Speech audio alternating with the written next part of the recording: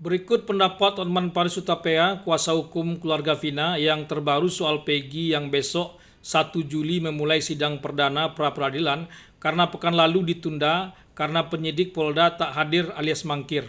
Baiknya jaksa mengembalikan berkasnya berulang-ulang bila perlu, karena kalau Peggy diadili dan kalau nanti Peggy dinyatakan bersalah, maka akan ada dua putusan pengadilan yang bertentangan berdasarkan BAP yang berbeda.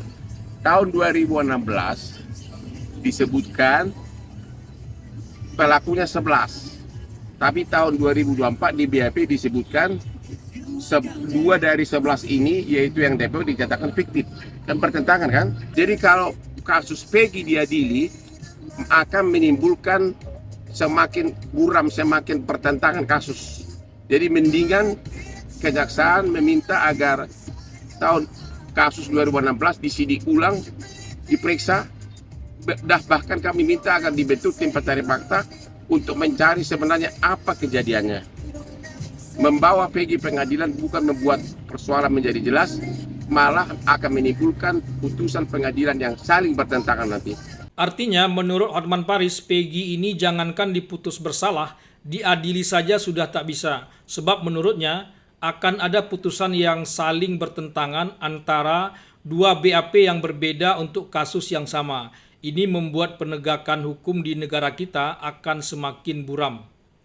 Makanya menurut Hotman Paris meminta Presiden Jokowi untuk segera membentuk tim pencari fakta. Kalau tidak, jaksa harus meminta dilakukan BAP ulang terhadap semua terpidana untuk mencari tahu apa sebenarnya yang terjadi atas kasus tewasnya Vina dan Eki ini.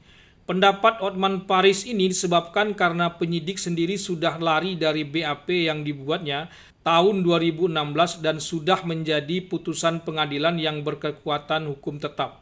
Bagaimana bisa peran-peran orang dalam putusan itu seenaknya saja diubah oleh penyidik tahun 2024 ini?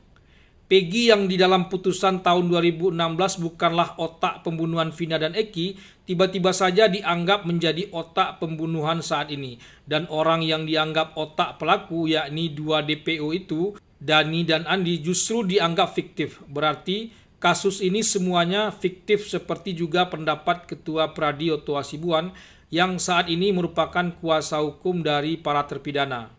Ini semua terjadi karena bukti-bukti saintifik seperti yang diakui sendiri oleh Kapolri nyaris tidak ada.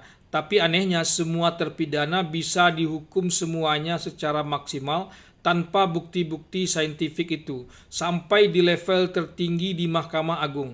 Semuanya seperti kecolongan secara berjamaah.